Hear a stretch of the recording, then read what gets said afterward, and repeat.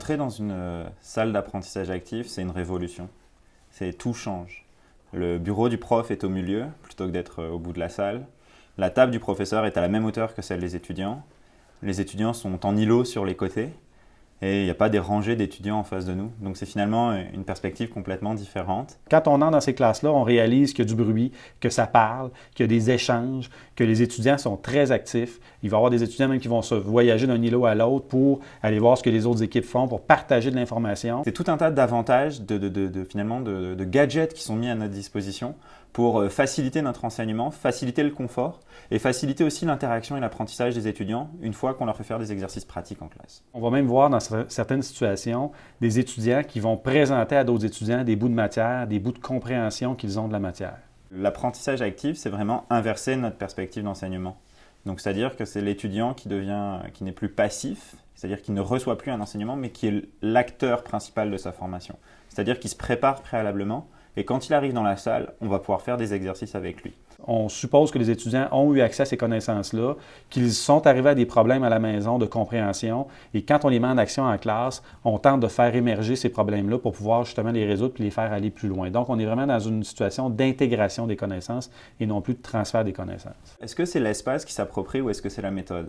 Moi, je pense que c'est la méthode qui s'approprie. En fait, ils sont déjà en avance souvent sur ce qu'on peut envisager de leurs connaissances par rapport au contenu et ils sont même en avance sur l'appropriation des technologies. Donc, ils sont déjà devant leurs ordinateurs, ils vont projeter sur l'écran qui est à côté pour partager de l'information, ils sont vraiment en construction de connaissances. L'enseignant peut voir ce que font tous les étudiants sur leurs ordinateurs à partir du moment où ils sont connectés. Et sur notre bureau d'enseignant, on a un gros écran qui se divise en autant de petits écrans qu'on peut avoir. Le rôle d'accompagnement d'un enseignant dans ces situations-là, d'un chargé de cours ou d'un professeur, c'est en fait qu'il doit être au-devant des étudiants. Donc, ça veut dire qu'on est encore avec un enseignant ou un chargé de cours qui possède bien son contenu, mais même qui va prévoir où vont être les embûches quand il va mettre les étudiants en résolution de problèmes. Et il doit aller au-devant pour s'assurer justement que les étudiants vont faire un apprentissage qui est valable. Et ça, c'est extrêmement intéressant lorsqu'on fait des exercices avec les étudiants parce que ça nous permet de voir en temps réel quels sont les bons points et quelles sont les erreurs qu'ils pourraient faire et d'arriver tout de suite à intervenir, soit individuellement auprès de l'étudiant, soit aussi collectivement, parce que ça nous permet de récupérer une image, de la projeter à tout le monde et dire « Regardez, l'étudiant qui fait ça, il est en train de réussir parfaitement l'exercice. Donc si vous ne réussissez pas, regardez ce qu'il fait et corrigez le tir. » Est-ce qu'un enseignant a besoin d'être accompagné au plan pédagogique dans l'utilisation de ces locaux-là? Oui, parce que ce n'est pas que l'appropriation des technologies, c'est la nouvelle façon de faire dans ces locaux-là. On est très bien soutenu par les personnels de l'université, mais on peut le faire aussi soi-même. Le tout, c'est d'être ingénieux, de réfléchir, puis surtout de se documenter et de se former. À la faculté de droit, on s'est permis même, avant la mise en place de ces classes-là, d'offrir des petites formations d'initiation pour s'assurer que les enseignants qui arrivaient là avaient bien en tête les enjeux qui étaient inhérents à ces nouvelles façons d'apprendre-là. Nous aussi, on en parle beaucoup entre collègues d'autres facultés ou de collègues de la faculté qui pratiquent l'apprentissage actif parce que c'est toujours se remettre en question, puis on se rend compte qu'il n'y a pas qu'une seule méthode, qu'une seule recette. On doit revoir nos façons de faire. Il y a une planification qui est plus détaillée, qui est je pourrais appeler ça une micro-planification, où on prévoit pratiquement minute par minute qu'est-ce qui va se dérouler dans notre classe d'apprentissage actif. Beaucoup de préparation, se préparer. Le fait de passer ces cours magistraux, de les inverser finalement et de les rendre en apprentissage actif pour les étudiants, c'est déjà un gros travail. Il y a une meilleure assurance, il y a un meilleur déroulement, il y a une meilleure planification et ce qui en ressort au bout de la ligne, c'est des apprentissages plus intéressants pour les étudiants, des apprentissages qui sont plus sûrs. C'est très troublant pour les étudiants au début, donc il faut vraiment les accompagner.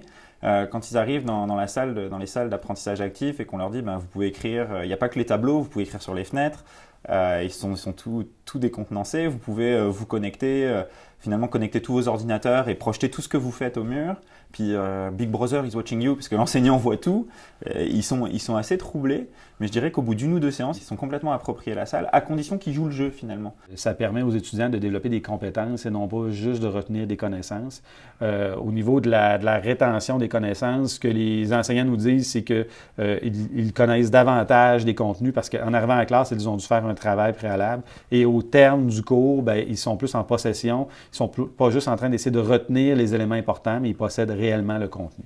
L'apprentissage actif nécessite beaucoup de temps de l'étudiant. Un cours de 3 heures, en général, en apprentissage actif, c'est 9 heures, 9 voire plus.